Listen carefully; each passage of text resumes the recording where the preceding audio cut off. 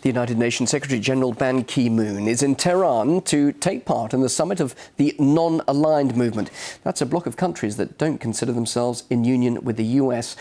Washington has voiced criticism of the UN chief's visit to Iran and of the gathering in general. Well, let's discuss this with author and journalist Afshin Rattansi. He's joining me live from London. Afshin, Washington didn't want Ban Ki-moon to go to Iran at all, but he's not just attending the summit, he's also meeting with the country's president, Mahmoud Ahmadinejad, as well as top officials, including the Supreme Leader Ayatollah Khamenei. So what are his intentions here?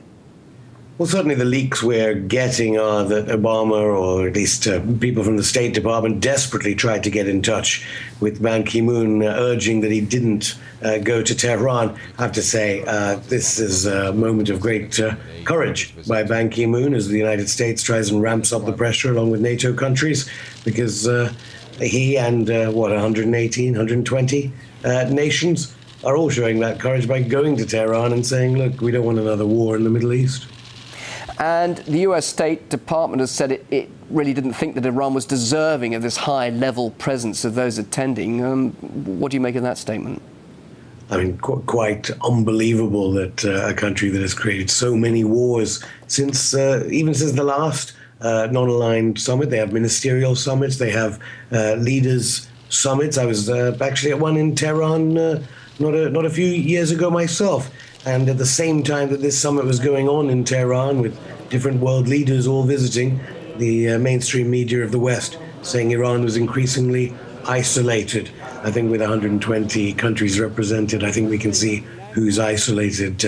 And presumably that's why Washington desperately didn't want Ban Ki-moon to go there. So what about the tensions in the Middle East, Syria in particular? Upon arrival, he said the Islamic Republic does actually play a crucial role in dealing with regional and international issues like Syria. In what way does it? Well, Iran is now proposing a Syria plan, and we must remember that it is one of the regional powers there. We have the Iraqi head there, the head of state. We have people from Afghanistan, Hamid Karzai, let alone Latin America. It is the global South meeting together like they did, I suppose, arguably in 1955 at the Bandung summit against the old Cold War powers. And their views regarding any type of peace in the Middle East will hold far more sway than any imposed views from London, Washington, or Brussels. And I suppose the way that they react is by not covering it in the mainstream media as much. Most of the news here in London at the moment is about Mitt Romney and his wife. They won't be covering this summit. The UN Security Council has clearly failed so far over the Syrian crisis. Do you think some sort of resolution, some sort of idea, concrete idea, could come out of this meeting in Tehran?